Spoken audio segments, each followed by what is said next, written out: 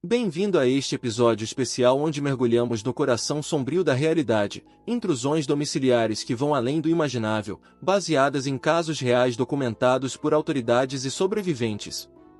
Hoje, vamos explorar 3 histórias verdadeiras que não só arrepiam a espinha, mas também oferecem lições valiosas para proteger você e sua família. Por quê? Porque, segundo relatórios do FBI, uma invasão domiciliar ocorre a cada 13 segundos nos Estados Unidos, e muitas vezes começa com algo tão inocente quanto uma janela mal trancada ou uma porta esquecida. Mas aqui, não estamos falando de roubos rápidos, estamos falando de intrusos que se instalam, observam e transformam vidas em pesadelos prolongados. Vamos começar com a primeira história, O Intruso Invisível, inspirada no caso real de Theodore Edward Conneys, conhecido como o Homem-Aranha de Denver, que se escondeu no sótão de uma casa por meses, observando e sobrevivendo às custas dos moradores sem que eles soubessem. Se isso soa impossível, espere até ouvir os detalhes e as lições que podem salvar sua sanidade. Fique atento, porque o que vem a seguir pode fazer você inspecionar seu próprio teto esta noite.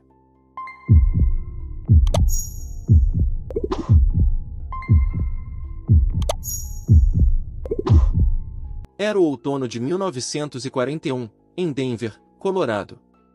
A Segunda Guerra Mundial ecoava ao fundo do mundo, mas para o casal Philip e Erin Peters, a vida seguia em uma rotina pacata em sua modesta casa na rua Moncrief Place.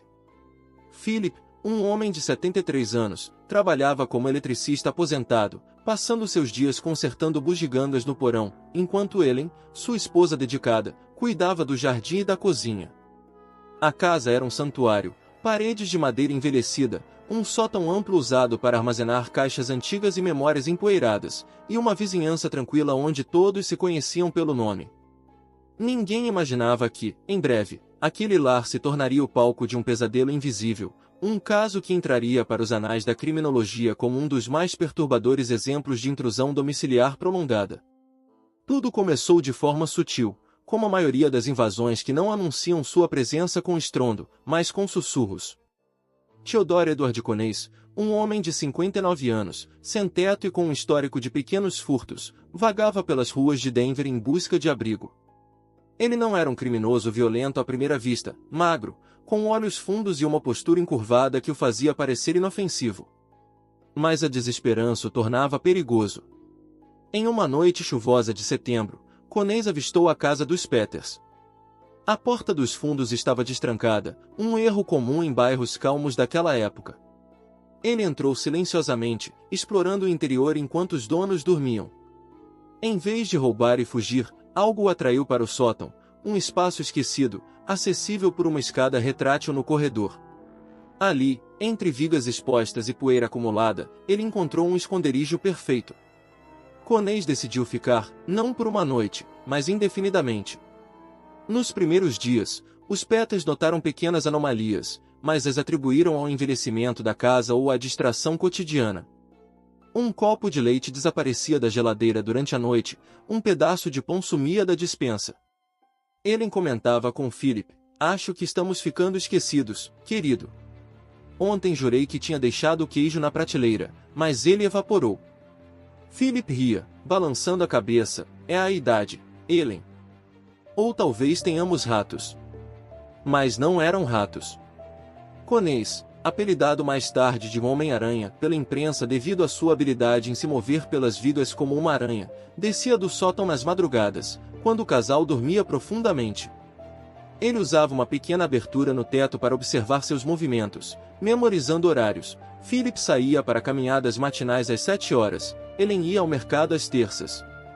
Com precisão cirúrgica, ele roubava comida suficiente para sobreviver, mas nunca o bastante para levantar suspeitas imediatas. A tensão escalou quando os ruídos começaram. Rangidos no teto à noite, como se alguém andasse sobre as tábuas. Ellen acordava sobressaltada, cutucando Philip. "Ouviu isso?" Parecia passos. Ele, cético, subia ao sótão com uma lanterna, mas via apenas caixas e teias de aranha. Conneys, escondido em um nicho estreito atrás de uma pilha de jornais velhos, prendia a respiração, seu corpo magro se contorcendo para caber no espaço mínimo. O cheiro de mofo e suor preenchia o ar, mas os Peters nunca o detectavam. Dias viravam semanas, e Coney se adaptava. Ele urinava em garrafas vazias que encontrava ali em cima, comia restos frios e até lia livros antigos para passar o tempo. Sua presença era como um fantasma, invisível, mas palpável. Os Peters começaram a se sentir observados, uma paranoia sutil se instalando. Ele entrancava as portas com mais frequência, comentando com vizinhos: "Sinto como se olhos estivessem sobre nós o tempo todo." O clímax veio em outubro, quando a tragédia irrompeu. Philip, sozinho em casa enquanto ele visitava parentes, decidiu investigar um ruído persistente no sótão. Armado apenas com uma vassoura, ele subiu a escada. Coney, acuado e faminto, entrou em pânico. Em um momento de desespero, ele atacou Philip com um ferro velho encontrado no chão do sótão, golpeando-o repetidamente na cabeça. O som dos impactos ecoou pela casa vazia, tum, tum, seguido de um silêncio mortal. Philip caiu escada abaixo, seu corpo inerte no corredor. Coney, agora assassino, arrastou o corpo para o porão e voltou ao sótão, limpando vestígios com trapos sujos. Ele continuou vivendo ali, alimentando-se dos suprimentos da casa, enquanto o mundo exterior procurava por Philip. Ellen retornou dias depois, encontrando a casa em ordem aparente, mas sem o marido. Ela chamou a polícia, que vasculhou o local e concluiu que Philip havia desaparecido voluntariamente, talvez uma fuga ou acidente. Mas Ellen sabia que algo estava errado. Itens continuavam sumindo, uma lata de sopa aqui, um cobertor ali. Ela convidou amigos para ficar com ela, mas os ruídos persistiam. Um vizinho, Roy, ouviu os rangidos e subiu ao sótão. "Ellen, tem algo vivo aqui em cima." Eles chamaram a polícia novamente. Em 17 de novembro de 1941, detetives revistaram o sótão minuciosamente. Atrás de uma caixa, encontraram um nicho, garrafas de urina, restos de comida e, encolhido como uma sombra, Theodore Coney. Ele piscou contra a luz da lanterna, murmurando: "Eu só precisava de um lugar para ficar." A descoberta revelou o corpo de Philip no porão, confirmando o homicídio. Coney foi preso, confessando tudo. Sua intrusão durará mais de 2 meses. Essa história não é apenas um conto de terror, é um alerta real sobre vulnerabilidades escondidas em nossos lares. O que tornou Coney invisível foi a negligência com espaços esquecidos, sótãos, porões e crawl spaces que raramente inspecionamos. Lição número 1. Verifique regularmente essas áreas.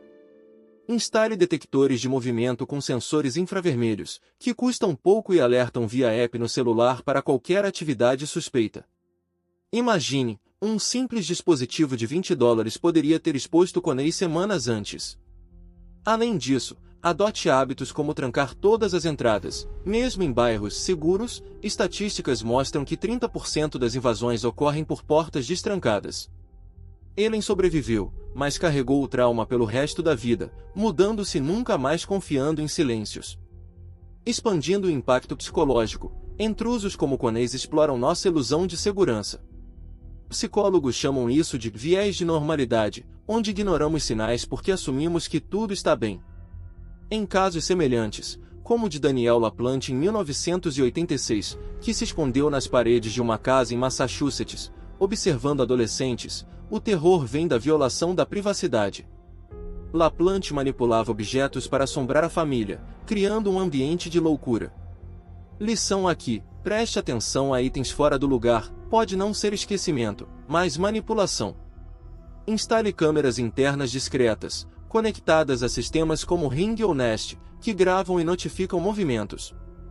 Para persuadi-lo a agir, pense na sua própria casa. Quantas vezes você ignora um rangido?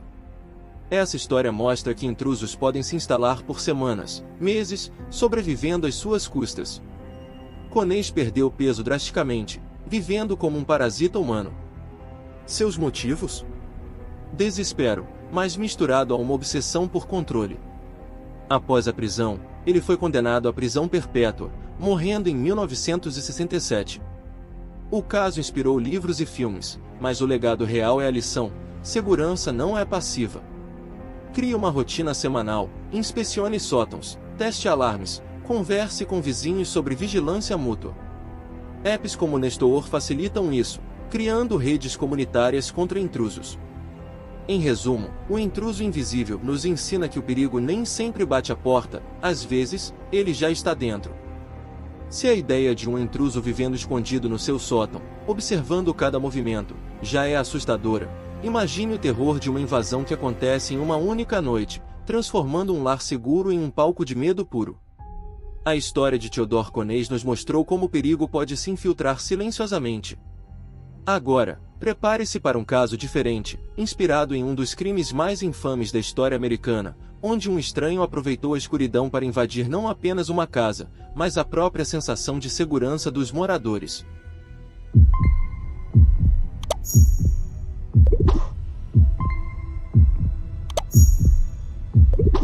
Era uma noite quente de verão, 14 de agosto de 1985, em Los Angeles, Califórnia.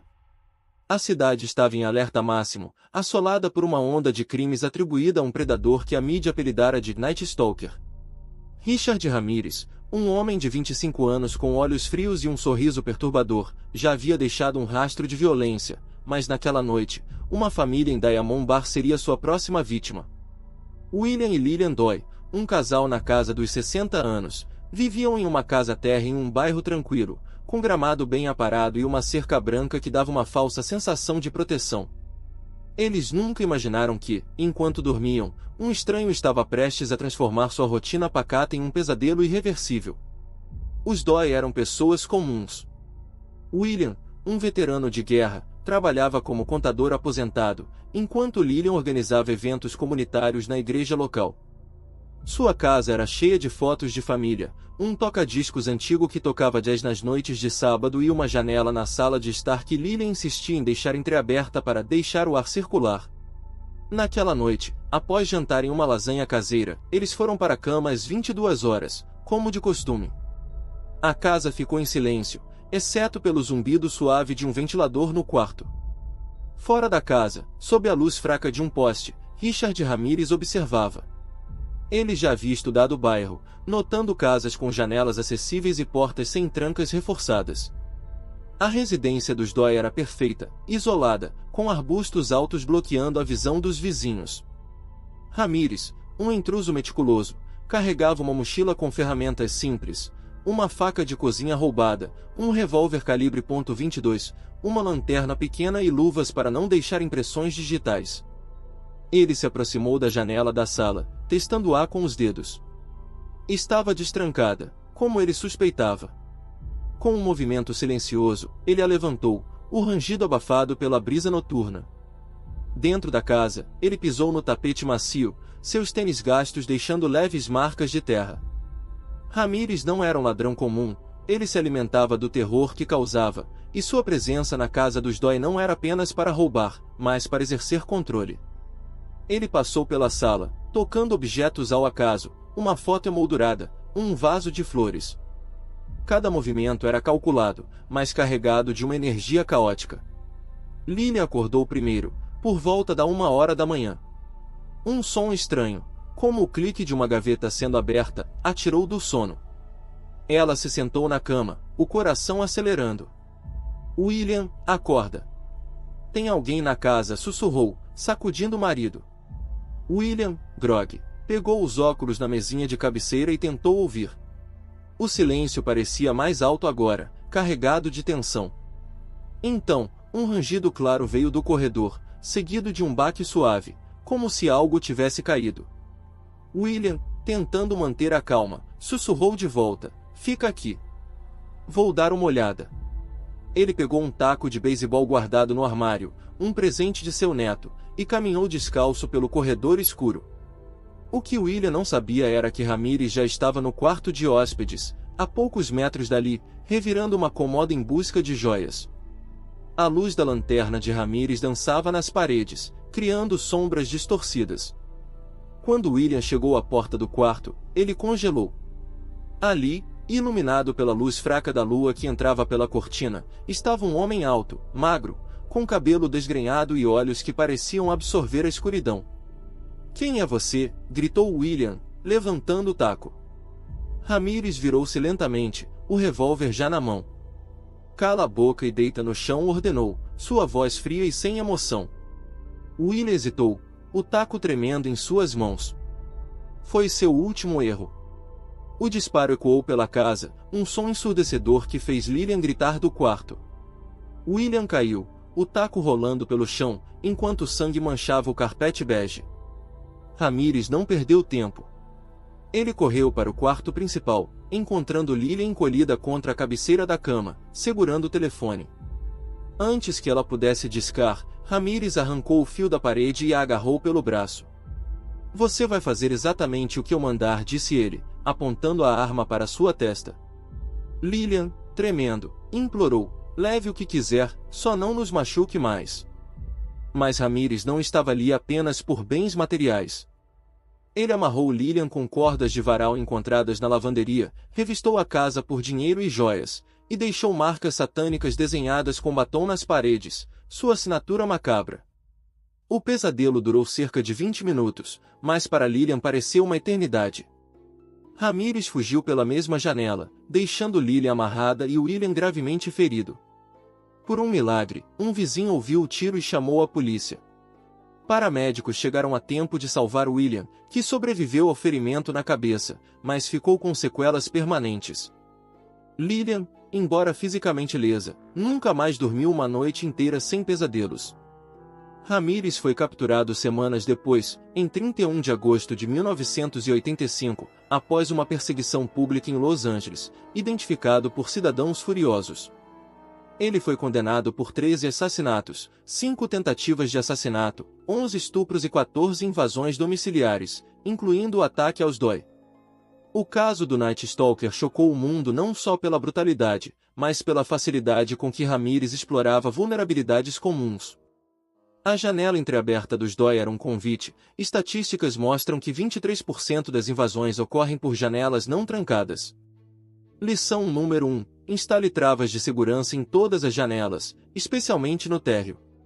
Modelos magnéticos, que custam menos de $10, podem ser comprados em qualquer loja de ferragens e são eficazes contra entradas forçadas. Lição 2. Ilumine o perímetro externo da casa. Luzes com sensores de movimento, como as da marca Philips Hue, custam cerca de $40 e afastam intrusos que preferem a escuridão. O impacto psicológico dessa invasão foi devastador.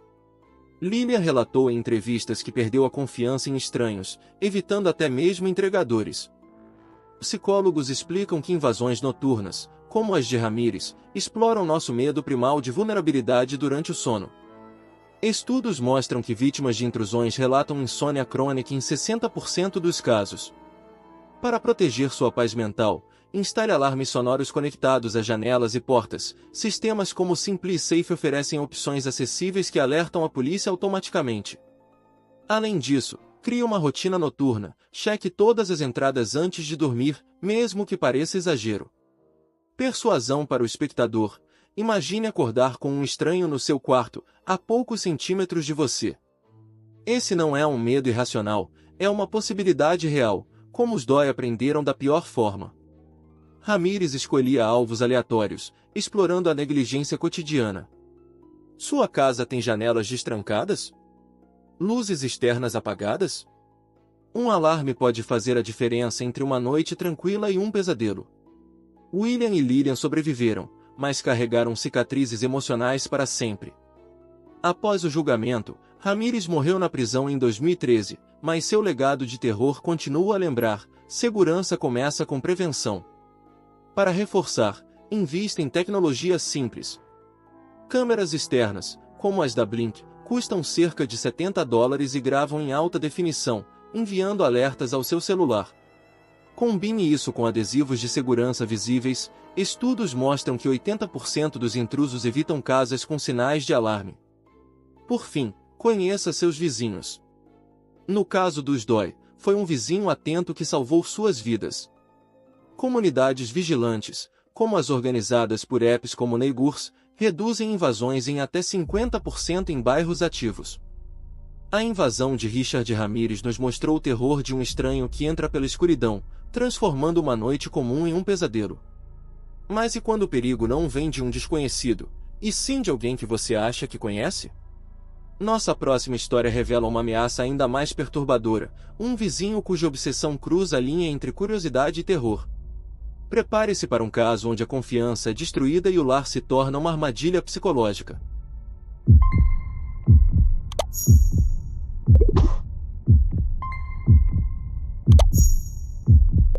Era a primavera de 2016, em uma cidadezinha tranquila de Tacoma, Washington.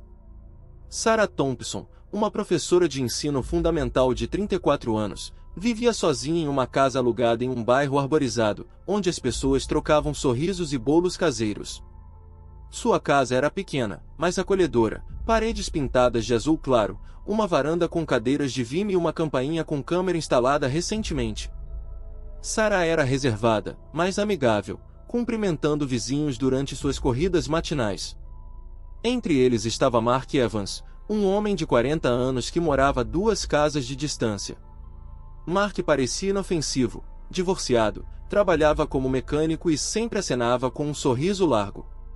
Mas o que Sarah não sabia era que o interesse de Mark por ela não era apenas amigável, era uma obsessão doentia que logo transformaria sua casa em um palco de medo constante. Tudo começou com gestos aparentemente inocentes.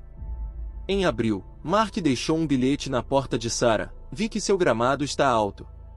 Posso ajudar a cortar, vizinha? Sarah, agradecida, aceitou a oferta, pensando ser apenas cortesia. Mark apareceu no sábado seguinte com um cortador de grama, conversando animadamente sobre o bairro.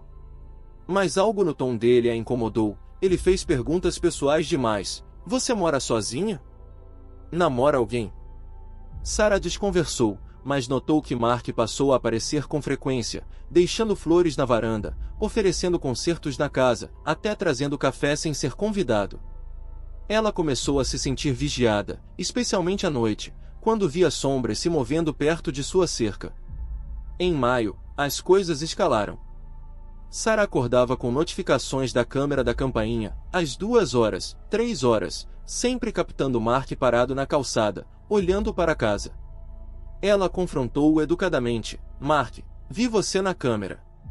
Está tudo bem? Ele riu, dizendo que só estava checando se o bairro estava seguro. Mas os sinais pioraram. Um dia, Sarah encontrou pegadas de botas na terra fofa do jardim dos fundos, perto da janela do quarto. Itens começaram a sumir, um par de brincos deixado na pia, uma echarpe esquecida na varanda. Ela começou a trancar todas as portas e janelas, mas a sensação de invasão persistia. É como se ele soubesse cada movimento meu, Sarah confidenciou a uma amiga, Lisa, por telefone. Lisa sugeriu chamar a polícia, mas Sarah hesitou. Ele é só um vizinho esquisito. Não tenho provas. A obsessão de Mark se intensificou em junho. Sarah encontrou um bilhete dentro de casa, na mesa da cozinha. Você fica linda de pijama azul. Seu sangue gelou. Ela usará aquele pijama na noite anterior, com as cortinas fechadas. Alguém estivera dentro da casa ou a observara de perto. Sarah instalou mais câmeras internas, conectadas a um app, e descobriu algo aterrorizante. Vídeos mostravam Mark entrando pela porta dos fundos, que ela às vezes esquecia de trancar, durante o dia, enquanto ela estava no trabalho. Ele não roubava nada valioso, apenas tocava objetos pessoais, como roupas no cesto de lavanderia, e uma vez foi filmado sentado na cama dela, segurando uma foto sua. Sarah finalmente chamou a polícia, mas Mark, astuto, negou tudo. Eu só entrei para checar um vazamento que ela mencionou. Sem evidências de roubo, a polícia só emitiu um alerta. O clímax veio em julho, quando Sarah, exausta pela paranoia, decidiu confrontar Mark diretamente. Ela bateu na porta dele, segurando cópias dos vídeos. Você precisa parar, Mark. Eu sei que esteve na minha casa. Ele sorriu, mas seus olhos eram frios. Você não entende, Sarah. Eu só quero te proteger. Naquela noite, às 3 horas, a câmera da campainha disparou novamente. Mark estava na varanda, tentando forçar a porta com uma chave de fenda. Sarah, acordada pelo alarme do celular, trancou-se no quarto e ligou para a emergência. A polícia chegou em minutos, encontrando Mark ainda na varanda, agora com uma faca de cozinha na mão. Ele foi preso por tentativa de invasão e violação de privacidade. Durante a investigação, a polícia descobriu que Mark mantinha um caderno com anotações detalhadas sobre a rotina de Sarah, horários de trabalho, idas ao mercado, até o tempo que ela passava no banho. Ele havia instalado uma câmera escondida em um arbusto do jardim, apontada para a janela do quarto dela. O caso revelou que Mark tinha um histórico de comportamento obsessivo com outras mulheres, mas nunca havia sido condenado. Sarah obteve uma ordem de restrição, e Mark foi sentenciado a 2 anos de prisão por stalking e invasão. Ela se mudou pouco depois, incapaz de se sentir segura naquela casa novamente. Essa história destaca um tipo único de intrusão, a do conhecido que trai a confiança. Estatísticas mostram que 1 em 6 mulheres enfrentará stalking em algum momento, e 20% desses casos envolvem vizinhos ou conhecidos.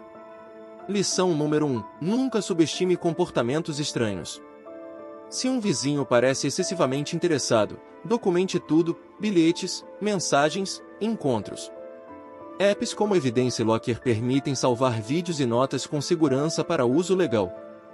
Lição 2. Invista em câmeras conectadas, como as da Arlo, que custam cerca de $100 e oferecem gravação em nuvem.